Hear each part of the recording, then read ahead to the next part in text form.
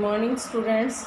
आज हम पढ़ेंगे सर्वेश्वर दयाल सक्सेना, जिनकी रचना है हमारे का उसमें मेघ आए। पहले कवि परिचय पढ़ लेते हैं। सर्वेश्वर दयाल जो सक्सेना है वह नई कविता के सशक्त कवि हैं, जिनका जन्म उत्तर प्रदेश के बस्ती जिले में सन 1927 में हुआ। इन्होंने इलाहाबाद विश्वविद्यालय से उच्च शिक्षा ग्रहण की। आजीविका के लिए, आजीविका जानते हैं आप? आजीविका होता है भरण पोषण करना, अपना जीवन यापन करने के लिए कुछ कमाना। आजीविका के लिए वे पहले अध्यापक बने और काफ़ी संघर्ष करते रहे। फिर कुछ दिनों तक आकाशवाणी में सहायक प्रोड्यूसर भी रहे। आकाशवाणी टेलीविज़न के थ्रू जो हम देखते रेडियो टेलीविज़न में। उसके बाद दिनमान पत्रिका के उप संपादक बने। दिनमान पत्रिका का नाम है जिसके उप संपादक बने। उन्होंने चर्चे और चरखे नाम से लोकप्रिय स्तंभ प्रारंभ किया। उसके बाद बच्चों की पत्रिका पराग के भी संपादक बने। वे जीवन के अंत तक संपादन का कार्य करते रहे। सन 1983 में इनका निधन हो गया। सर्वेश्वर दयाल सक्सेना ने काव्य एवं गद्य यानी गद्य और पद दोनों विधाओं में अपनी लेखनी चलाई है, अपनी कलम चलाई।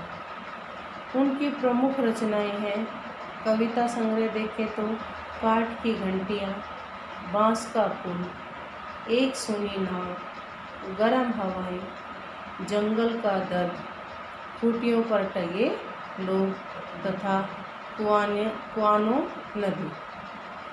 अन्य कृत्य देखो, बकरी इनका नाटक है, सोया हुआ जल उपन्यास है, लड़ाई कहानी है तथा कुछ निबंधों के अलावा चर्चित बाल साहित्य। उन्हें साहित्य अकादमी पुरस्कार से भी सम्मानित किया गया है।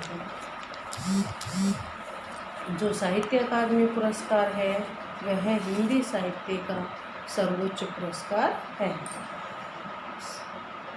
इनकी साहित्यिक विशेषताओं को अगर हम देखें तो सर्वेश्वर दयाल सक्सेना प्रारंभ से ही, शुरू से ही बहुत ही भावुक और संवेदनशील कवि रहे हैं। उनकी कविता के प्रारंभ में लोक जीवन की झांकी अधिक मिलती है। लोक जीवन मतलब ग्रामीण क्षेत्र की जो झांकियाँ हैं, यानी उनकी झलक अधिक दिखाई देती है। ग्रामीण परिवेश को उन्होंने अपनी काव्य रचना में अधिक संजोया है। रोमानियत, श्रृंगार, सौंदर्य और प्रकृति का प्रेम उनकी कविता में क्रमिक विकास हुआ है। रोमानियत, श्रृंगार और सुंदरता, सौंदर्य, श्रृंगार परक रचनाएं उन्होंने और प्रकृति से संबंधित प्रकृति की सुंदरता का वर्णन उन्होंने अपनी रचनाओं में अधिक किया है।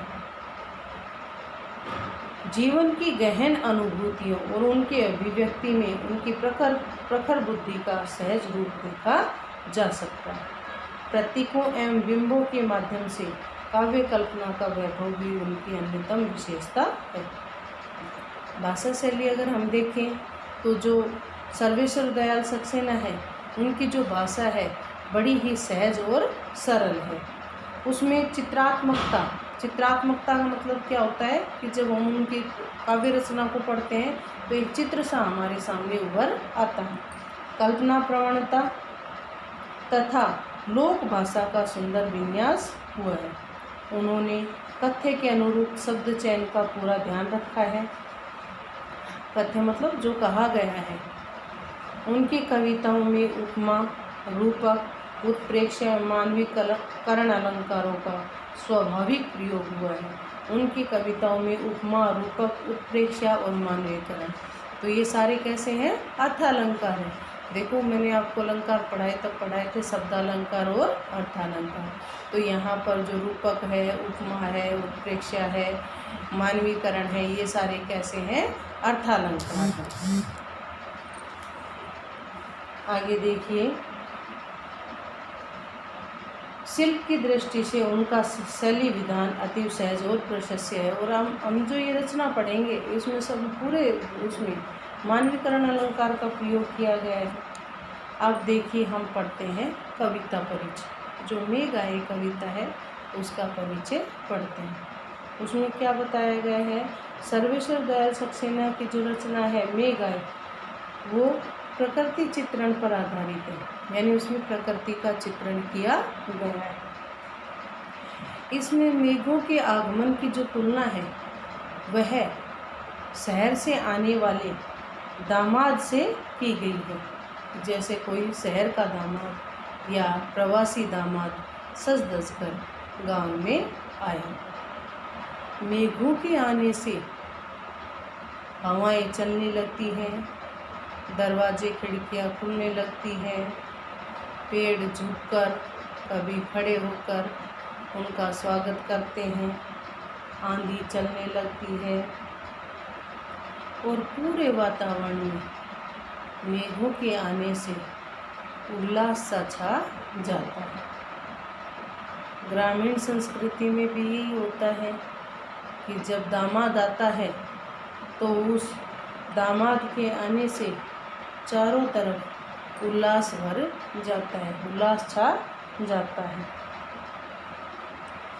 बूढ़ा पीपल है वह मानो उसका स्वागत कर रहा हो। उसकी जो प्रेमी नायिका है, प्रेमिका है, नायिका है, वह मेघों के दामाद के देर से आने की शिकायत कर रही है। आकाश में बिजली चमकती है, तालाब प्रसन्नता से भर जाते हैं और चारों तरफ ऐसा लगता है कि सभी जो बादल हैं उसका स्वागत सत्कार करने में तत्पर दिखाई देते हैं। तो हम पढ़ते हैं इसकी काव्य पंक्तियाँ। मेघ आए बड़े बंठन के संवर।